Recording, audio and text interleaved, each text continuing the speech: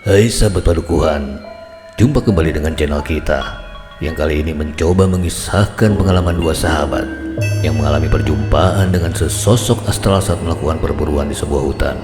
Untuk mempersingkat waktu, mari kita mulai kisahnya. Rizal adalah satu dari sekian banyak orang yang memiliki hobi berburu satwa liar. Dan karena hobinya itu pula, kemudian Rizal membuka toko senapan TSI dan berbagai aksesoris berburu tidak jauh dari rumahnya. Pada suatu hari, Roni, kawan satu hobinya, berkunjung ke tokonya. "Aku ingin mengajakmu berburu di perkebunan sawit," ujar Roni tanpa basa-basi. Sambil mengamati teleskop seri terbaru yang akan melengkapi koleksi tokonya, Rizal bertanya, "Kebun sawit mana?" tanya Rizal tanpa menengok. Roni pun memberitahu nama perkebunan sawit yang ada di Sukabumi. "Apakah tidak ada tempat lain? Tempat itu terlalu jauh dari sini," ucap Rizal. Roni menghela nafas kemudian berkata, "Aku dihubungi oleh mertuaku. Di sana banyak monyet liar menjarah kampungnya dan mertuaku gagal panen karena sawah dan kebun jagungnya habis dijarah monyet-monyet sialan itu," kata Roni. "Kali ini aku bukan hanya sekedar mengajak, tapi juga meminta tolong. Mertuaku meminta tolong kepadaku, tapi itu tidak mungkin kulakukan sendirian," jawab Roni sambil menghisap dalam-dalam rokok kreteknya. Rizal memang pernah mendengar kabar mengenai serbuan hama monyet liar itu. Kasihan juga. "Baiklah, kapan kita berangkat ke sana?" tanya Rizal. "Kapan kau bisa meluangkan waktumu saja, aku mengikuti," jawab Roni sumringah karena kawan yang satu ini mau ikut membantunya. Setelah beberapa hari, waktu keberangkatan yang disepakati pun tiba. Rizal dan Roni memasukkan segala keperluannya ke dalam mobil jeep milik Rizal, berikut beragam perlengkapan berburu yang diperlukan. Rute yang mereka lalui menuju rumah mertua Roni adalah dengan melintasi Taman Nasional Gunung Halimun Salak menuju Pelabuhan Ratu. Berbelok menuju arah ujung genteng, kemudian kira-kira 20 km setelahnya, mereka pun tiba di rumah Pak Wawan, mertua Roni. Pak Wawan pun menyambut hangat kedatangan mereka. "Ayo kalian berdua masuk. Di dalam sudah disiapkan makan untuk kalian berdua," ucap Pak Wawan sambil mengiringi Roni berjalan menuju ke meja makan. Roni dan Rizal pun tanpa perlu berlama-lama segera menyantap semua hidangan yang ada dengan lahap, karena mereka ternyata memang sangat lapar. Setelah selesai makan, mereka pun terlibat dalam percakapan ringan sambil menikmati kopi dan sajian yang dihidangkan Bu Wawan. "Monyet-monyet dari kebun sawit itu sekarang semakin berani," ujar Pak Wawan memulai topik utama percakapan. "Mereka sangat rakus dan ganas. Semua warga di sini gagal panen. Hanya lahan milik Pak Ali saja yang selamat," kata Pak Wawan sambil menghela nafas. "Apakah pihak perkebunan tidak tahu?" tanya Rizal. "Mereka tahu persis, tapi monyet-monyet itu bergerak cepat saat dikejar. Dan warga pun tak bisa berbuat banyak karena adanya mitos Raja Monyet dan makam keramat yang menyeramkan di tengah hutan itu," keluh Pak Wawan. Baiklah kalau memang demikian. Mungkin sebaiknya kita survei dulu lokasinya sekarang," sahut Roni. Tak berapa lama kemudian, mereka pun sudah berjalan menyusuri kebun jagung menuju perkebunan sawit dengan menyandang peralatan berburu masing-masing. "Kau jalan di depan," kata Rizal pada Roni yang langsung diiyakannya. Setelah melewati 12 baris pohon sawit, samar-samar mereka mendengar suara gemerisik dedaunan sawit. "Sebelah kanan," bisik Roni sambil mengangguk ke arah suara. Mereka pun mengendap-endap semakin ke dalam kebun sawit itu untuk mendekati sumber suara yang semakin terdengar jelas. Terlihat segerombolan monyet sedang berkejaran, melompat dari satu pelepah ke pelepah lainnya. Sebagian lagi ada yang berlarian di atas tanah. Rizal memberi kode kepada Roni dengan menunjuk ke arah pohon sawit yang lain. Terlihat seekor monyet yang berukuran besar sedang duduk sambil memperhatikan sekeliling. Tubuh monyet itu sangat besar untuk ukuran normal monyet jenis ini, bahkan terlalu besar. Wajahnya yang dipenuhi berewok putih terlihat garang. Terlihat juga otot lengannya yang besar di balik bulu tipisnya. "Ini pasti alfanya, si pemimpin kawanan, sang raja monyet," pikir Rizal. Roni memberi isyarat kepada Rizal untuk menjauh dari situ. Kita harus menembak alfanya dulu sebelum yang lain, kata Rizal sambil menyalakan sebatang rokok. Nanti malam? Tanya Roni. Ya, nanti malam kita ke sana lagi, jawab Rizal. Dan setelah berdiskusi kecil, mereka pun melanjutkan berjalan pulang ke rumah Pak Wawan. Tepat pukul 8 malam, mereka pun mulai bergerak kembali menuju area kebun di tempat kawanan tadi berkumpul. Aku melihat ada beberapa ekor di sebelah kanan, bisik Rizal. Dia membidik ke arah bagian samping kepala sedikit di belakang daun telinganya. Terdengar bunyi lembut-lembut dari ujung peredam senapan Rizal, dan monyet itu pun jatuh. Roni pun melakukan hal yang sama beberapa kali, hingga akhirnya malam itu mereka berhasil menembak jatuh 9 ekor monyet dengan beragam ukuran. Cukup untuk pemanasan malam ini, ujar Rizal puas. Kemudian mereka mengikat monyet-monyet itu di tengah sebatang pelepah sawit dan memikulnya menuju rumah Pak Wawan. Kedatangan Roni serta Rizal yang membawa hasil buruan perdana sebanyak itu membuatnya terkejut. Wah, banyak sekali, ujar Pak Wawan. Masih ada lebih banyak lagi yang tidak sempat kami tembak. Mereka terlanjur kabur menjauh, kata Roni sambil menyandarkan senapannya ke dinding rumah. Kita harus menguburnya sebelum bangkai ini berbau busuk, kata Pak Wawan sambil mulai menggali tanah di belakang kandang kambing bersama-sama. Selesai, ucap Pak Wawan setelah semua bangkai itu dikuburkan sambil menginjak-injak tanah itu supaya padat. Berita tentang perburuan hama monyet-monyet pengganggu menyebar dengan cepat di kampung itu pada keesokan harinya. Selama ini mereka hanya berani bertindak sebatas mengusir saja, karena beredar mitos kawanan itu akan membalas dendam jika diganggu. Apalagi konon kawanan itu bersarang di daerah yang angker dalam hutan itu. Ada yang tetap merasa takut, tapi banyak juga yang setuju bahkan ingin ikut bergabung bersama Roni dan Rizal di perburuan malam berikutnya. Tapi keinginan warga itu dicegah oleh Pak Badri, seorang tokoh di desa itu. Kalian tidak perlu ikut. Semakin banyak orang yang ikut akan semakin berisik dan kecil kemungkinannya mendapatkan hasil, ujar Pak Badri memberi alasan. Tapi di dalam hatinya dia berkata lain, karena Pak Badri termasuk orang yang sangat percaya mitos itu.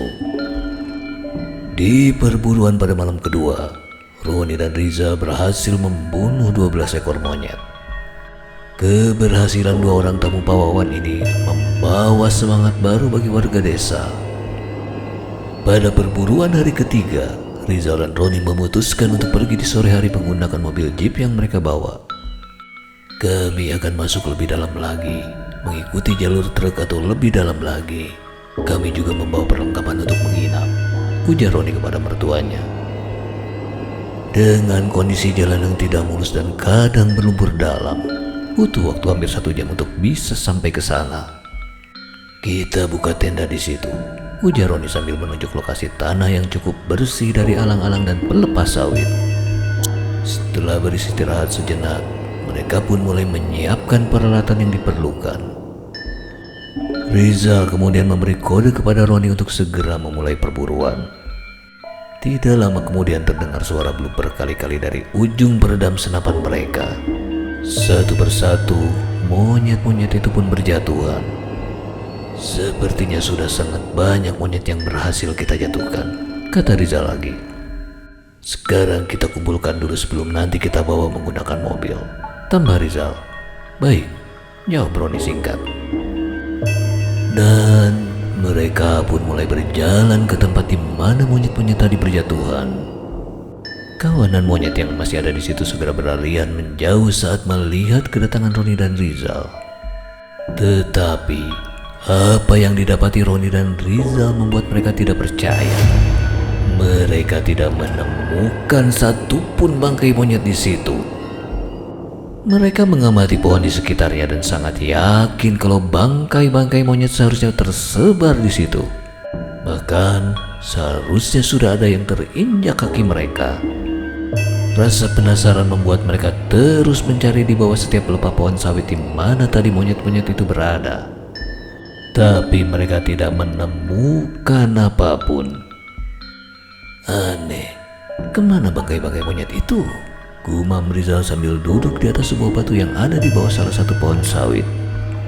Mereka pun mulai bercakap-cakap sebentar di situ sambil melepas lelah. Karena tidak kunjung mendapatkan jawaban, sementara hari semakin sore, mereka pun memutuskan untuk kembali ke tenda dengan rasa penasaran. Sambil terus melangkah, Roni memperhatikan jalan yang mereka lalui. Tapi setelah melewati beberapa pohon sawit, Roni menyadari jalanan yang dia lalui sangat rapi dan bersih, seperti jalan yang terawat dengan baik. Ini bukan jalan yang tadi penuh dengan semak setinggi dengkul. Tapi jalanan yang ini bersih, bahkan sangat bersih, pikir Roni. Rizal yang mengandalkan Roni sebagai penunjuk jalan pun memperhatikan hal itu. Kau yakin ini jalan yang tadi? Tanya Rizal. Roni pun semakin ragu dan memutuskan untuk berhenti. Kali ini aku betul-betul tersesat. Tempat ini sama sekali tidak aku kenal, pikir Roni dalam hati. Kemudian tiba-tiba mereka mendengar sebuah suara. Jangan pergi, tolong. Suara itu seperti berasal dari tempat yang jauh, tapi terdengar sangat dekat di telinga mereka. Kau dengar itu? Tanya Rizal. Iya, dari arah mana suaranya? Tanya Roni. Dan suara itu terus terdengar berulang-ulang. Suara itu terdengar seperti suara anak kecil yang sedang ketakutan dan kebingungan. Mereka berdua pun seketika diam di tempat untuk mencari tahu asal suara, tapi tetap tidak bisa memastikan arah sumbernya. Kita coba kembali ke tempat tadi saja. Kita ulangi lagi dari awal, ujar Roni. Akhirnya mereka berdua pun berjalan ke arah berlawanan, menuju ke tempat dari mana mereka memulai. Sesampainya di tempat semula, Roni langsung duduk melepas penat di atas batu yang tadi didudukinya bersama Rizal.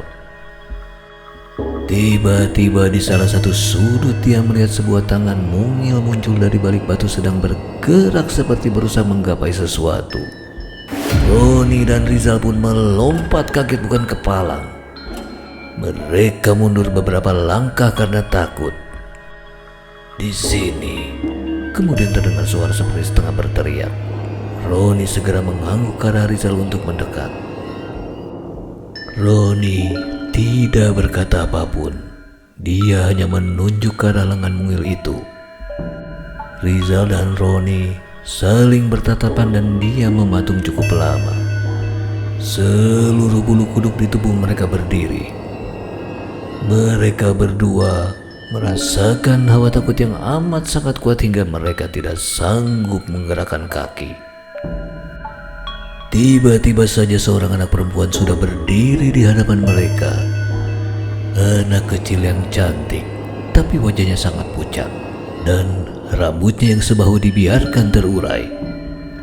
Dia tampak tersenyum melihat ke arah mereka berdua yang bersiap hendak lari meninggalkan tempat itu. Jangan pergi, tolong, ujar anak itu dengan tatapan mata yang sayu. Rizal dan Roni diam terpaku menatap pemilik suara yang tadi mereka dengar. Roni yang tahu tentang kisah makam keramat di situ sedikit demi sedikit berusaha mengumpulkan keberanian untuk bertanya. Mengapa kamu ada di sini? Tanya Roni dengan nada takut. Tanpa berkata apapun, anak itu menunjuk ke arah sisi kanannya. Roni dan Rizal mengikuti ke arah telunjuk itu dan dalam sekejap mereka seperti sedang berada di tempat lain. Tampak beberapa makam di bawah rimbunan pohon-pohon besar. Beberapa orang terlihat duduk bersila di hadapan sebuah makam yang di atasnya penuh dengan taburan bunga. Ada sebuah anglo menyala dengan asap tipis di ujung kepala makam. Kemudian dari balik rimbunan semak tiba-tiba muncul seseorang berjalan mendekat sambil memikul sebuah karung yang terikat. Karung kusam itu terlihat bergerak-gerak. Kemudian dia melemparkan karung itu ke dalam sebuah lubang dangkal yang terlihat baru selesai digali. Dan orang-orang di sana beramai-ramai mengangkat sebuah batu besar. Bentuk batu itu sedikit mengecil di bagian atasnya. Kemudian batu itu digulingkan untuk menutup lubang yang berisi karung tadi, dan itu membuat bagian bawah batu yang lebih lebar menjadi berada di atas. Bentuk bagian atas batu itu sama dengan batu di mana si anak itu sekarang berdiri di hadapan Roni dan Rizal. Anak itu kemudian mulai bercerita. Namaku Indriani, tapi ibu biasa memanggilku Ani. Dulu aku tinggal di desa yang jauh dari tempat ini. Aku diculik dan dikubur hidup-hidup untuk dijadikan tumba kesuksesan sekumpulan penganut ritual ilmu hitam. Di sini aku tidak disuruh bekerja. Aku juga diberi makanan yang enak-enak dari pemberian sesajen. Tugasku hanya bermain dengan anak penghuni makam ini. Tapi aku akan dicambuk jika menolak bermain. Sekarang mereka semua telah pergi entah kemana meninggalkan aku seorang diri di sini. Kemudian aku melihat paman berdua datang. Aku sangat senang paman berdua berkunjung ke sini. Aku tahu paman berdua akan segera pergi lagi. Jadi aku menyembunyikan bangkai-bangkai itu dari penglihatan paman berdua agar paman berdua bisa lebih lama di sini, ujar Ani. Dan bersamaan dengan itu tiba-tiba saja Rizal dan Roni dapat melihat puluhan bangkai monyet yang tadi mereka tembak ada bertebaran di sekitar mereka. Kemudian aku melihat paman berdua pergi dan aku memanggil paman berdua untuk kembali ke sini. Untuk menolongku, untuk mengeluarkanku dari tempat ini, ujar anak itu. Rizal dan Roni yang mendengar cerita itu mendadak merasa sedih. Hilang semua rasa takut yang tadi menyelimuti mereka. Sungguh malang nasib Ani, pikir mereka. Baiklah, kami akan menolongmu. Kami akan memanggil warga desa untuk menguburkanmu dengan layak, ujar Roni. Ani tersenyum dan sesaat kemudian dia pun lenyap dari pandangan mereka berdua, meninggalkan bangkai monyet yang tampak kembali bertebaran hasil dari perburuan mereka siang tadi. Mereka pun kemudian mulai mengumpulkan bangkai-bangkai itu satu persatu dan menaikkannya ke dalam mobil, kemudian bergegas pulang menuju rumah Pak Wawan. Saat mereka tiba, beberapa orang warga terlihat berkumpul di belakang rumah Pak Wawan. Mereka bersiap menyambut kedatangan bangkai-bangkai monyet hasil perburuan malam itu, seperti malam-malam sebelumnya. Bahkan mereka pun sudah menyiapkan lubang untuk menguburnya. Dan dengan perintah Pak Badri, kemudian beberapa warga desa pun beramai-ramai mengangkat bangkai-bangkai itu untuk dikubur di lubang yang sudah tersedia. Sementara Rizal dan Roni duduk di balai-balai ditemani oleh kopi hangat dan pisang goreng buatan Ibu Wawan. Semua sudah selesai dikubur. Sebaiknya kalian berdua istirahat dulu di dalam. Mereka tidak akan pulang selama kalian masih terlihat di sini. Mereka pasti ingin mendengar cerita perburuan hari ini dari kalian, ujar Pak Wawan sambil menunjuk ke arah kerumunan warga. Tidak apa-apa, Pak. Justru kami ingin menceritakan sesuatu kepada semua warga di sini, jawab Roni. Kemudian Roni dan Rizal mulai saling melengkapi cerita sejak mereka mendirikan tenda hingga mereka kembali ke rumah ini. Semua yang ada di situ betul-betul kaget dan terkesima mendengarkan cerita mereka. Rupanya berita tentang makam keramat tempat pemujaan itu memang benar adanya. ujar Pak Badri dengan tatapan menerawang sambil berusaha mengingat kejadian puluhan tahun yang lalu saat kebun sawit itu masih berupa hutan, saat Pak Badri masih berusia muda. Beberapa warga lain yang seusia Pak Badri pun mulai saling menimpali, bercerita tentang keangkeran hutan itu di masa lalu. Hingga akhirnya setelah percakapan yang panjang, para tetua yang kebetulan ikut hadir di situ sepakat untuk melaporkan hal ini kepada aparat yang berwenang. Berita dengan cepat menyebar. Keesokan paginya, warga pun sudah memadati halaman rumah Pak Wawan. Tampak semua aparat desa ikut hadir, ditambah dengan seorang anggota Binmas dari Polsek setempat, seorang anggota Babinsa dari Koramil, dan seorang dokter dari Puskesmas. Iring-iringan rombongan warga dan aparat pun berangkat menuju lokasi di dalam perkebunan sawit. Dan sekitar 40 menit kemudian tiba di lokasi tenda milik Rizal dan Roni. Mereka menunggu petunjuk selanjutnya dari Rizal dan Roni. Roni pun mulai berjalan diikuti oleh seluruh anggota rombongan. Setelah melewati beberapa belas pohon sawit, Roni pun berhenti. Dia menunjuk ke arah sebuah batu yang dia lihat kemarin, dan tanpa dikomandoi, warga pun beramai-ramai menyingkirkan batu tersebut.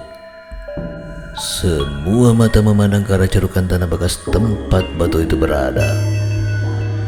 Terlihat seperti sebuah kain karung yang sudah sangat tua dan sudah bercampur dengan tanah sedikit tersembul di situ. Potongan kain karung itu pun terangkat ke atas, meninggalkan sebuah potongan kain yang memiliki warna berbeda. Sebuah kain berwarna merah muda. Itu warna baju milik Ani kemarin, ujar Roni dalam hati. Dokter dan asistennya yang turun ke dalam lubang kemudian mendapati apa yang mereka cari, sebuah tengkorak kepala manusia. Tengkorak yang sudah tidak utuh karena termakan usia, disusul penemuan tulang belulang bagian anggota tubuh yang lain. Warga pun serempak mengumandangkan takbir dan istighfar. Semua yang didapatkan dari lubang itu dimasukkan ke dalam satu kantong plastik yang telah disiapkan oleh sang dokter puskesmas dan asistennya. Mereka pun memeriksa ulang beberapa kali untuk memastikan tidak ada satupun yang tertinggal di situ, untuk kemudian menyatakan pengangkatan jenazah telah selesai. Semua benda selain tanah sudah kami angkat, katanya sambil melihat kepada para aparat yang ada di situ untuk meminta persetujuan. Para aparat dan warga pun mengiyakan. Untuk selanjutnya, jasad yang tersisa itu dikebumikan kembali dengan layak di pemakaman desa setempat. Tertulis nama di sebuah papan nisan, Indriani. Lahir tidak diketahui, wafat tidak diketahui. Roni dan Rizal adalah orang yang terakhir pergi dari makam itu. Mereka merasa sebuah beban berat sudah terangkat dari pundak mereka. Semoga engkau sekarang merasa tenang, nak, ujar Roni dalam hati. Dan malam itu Roni dan Rizal mengalami mimpi yang sama. Mimpi bertemu dengan Ani. Terlihat anak itu berlari-lari kecil ke arah mereka sambil tertawa riang. Terima kasih, katanya dengan ceria sambil tersenyum. Ani mengulurkan tangannya untuk bersalaman dengan mereka berdua. Sentuhan tangan mungil yang terasa begitu nyata. Setelah itu dia pun pergi menjauh sambil melambaikan tangannya ke arah mereka berdua. Roni dan Rizal pun melambaikan tangan mereka sebagai tanda perpisahan. Ada perasaan sedih dan bahagia di hati mereka berdua saat melihat Ani pergi. Sejak saat itu, Roni dan Rizal datang secara rutin untuk berburu hama monyet bersama-sama dengan warga yang sudah tidak takut lagi dengan mitos Raja Monyet di tempat itu. Mitos yang sengaja dihembuskan para pelaku ritual ilmu hitam agar kegiatan mereka tidak terganggu. Aparat pun konon telah menangkap beberapa pendatang yang terkait dengan kejahatan ini. Dan tentunya Roni dan Rizal pun selalu menyempatkan diri mengunjungi makam Ani manakala musim berburu sudah kembali tiba. Demikian akhir kisah pengalaman dari dua orang sahabat saat melakukan perburuan ini.